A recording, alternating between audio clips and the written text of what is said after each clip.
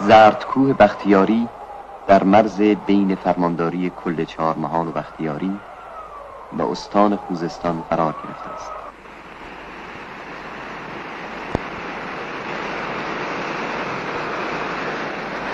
در کنار تونل کوهرنگ روستای کوهرنگ قرار دارد که نام دیگر آن چلگرد است.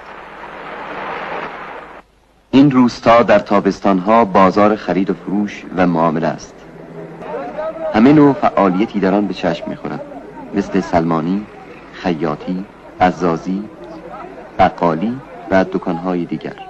این دکانداران از اهالی شهرهای اصفهان، شهرکرد، بروجین و نجف آباد هستند. خب آقا شما کجایی هستید؟ شهرکردی هستید. اینجا چیکار می‌کنید؟ اینجا مقدمه. اینجا چند تا دکون بقالی داره؟ حالا یه 100 تا داره. این 100 تا دکون بقالی واسه یه دهه به این کوچیکی زیاد نی؟ ایل داره، دوربرش ایل هست. همیشه میان خرید میکنن و میرن. عشایر در این نقطه در کنار زندگی مورد علاقه خود به فعالیت‌های مختلف می‌پردازند. زنان عشایر علاوه بر کارهای روزانه در امور طناب بافی و کشاورزی دوش به دوش مردان کار می‌کنند.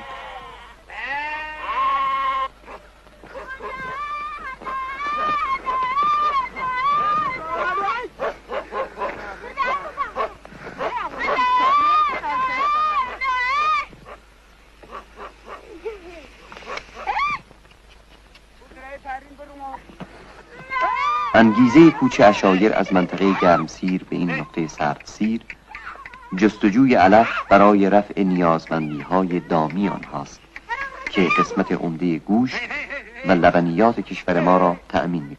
به دبستان سیار عشایری می‌رسیم. دبستان‌های سیار همراه ایل حرکت می‌کنند و هر کجا که ایل توقف می‌کند این دبستان‌ها نیز برپا می‌گردند.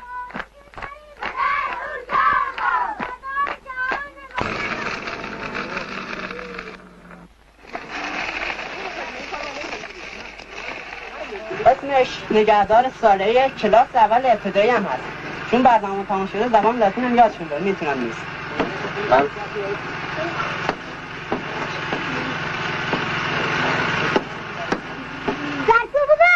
بارکلا بچه یک هفته دیم براش.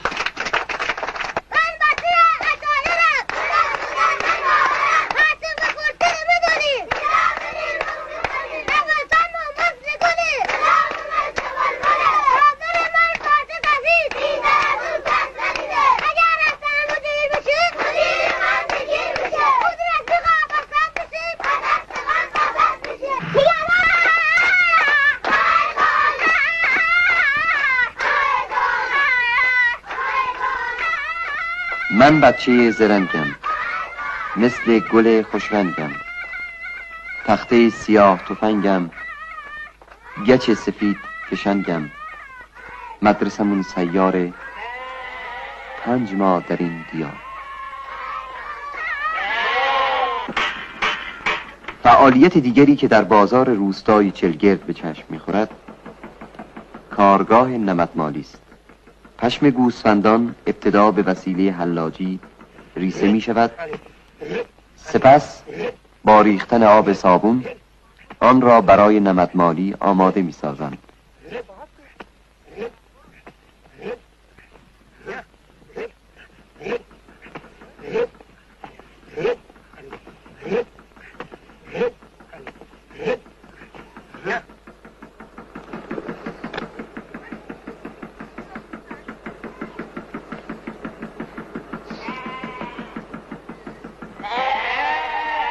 محصول کار نمدمال ها نوعی کلاه و یک نوع بالاپوش مخصوص چوپانان است.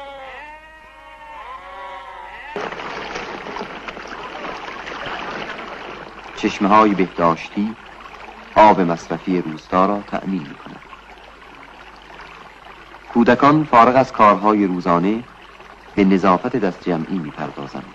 روستا در راه آبادانی گام بر می دارد و ساختمان‌های جدیدی ایجاد می‌شود. بهداری، سازمان آبیاری، ژاندارمری، دبستان. سرانجام شروع ساختمان یک دبیرستان برای دوره اول راهنمایی بچه‌ها را به شادی وامی دارد. دایش ابرهای پاییزی در قله زردکوه بختیاری زمستان پربرفی را در این منطقه نوید می‌دهد. جارچی‌ها حرکت ایل را به اطلاع تمام چادرها می‌رسانند.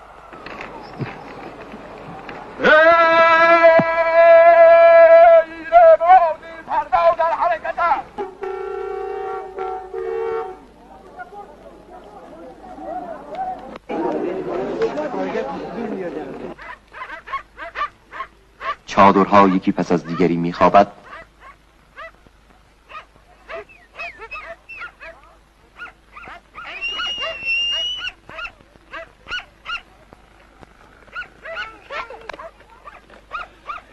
کندوداران با عسل فراوان به تدریج کندوهای خود را جمع آوری و به شهرهای خود باز می‌گردند.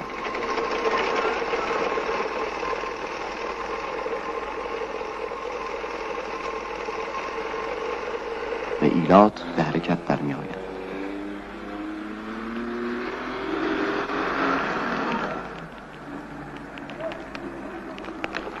ندیدم نتو گفتی مای دارایا دای آیا کی دارایا استو آخه ندیدم نتو گفتی مای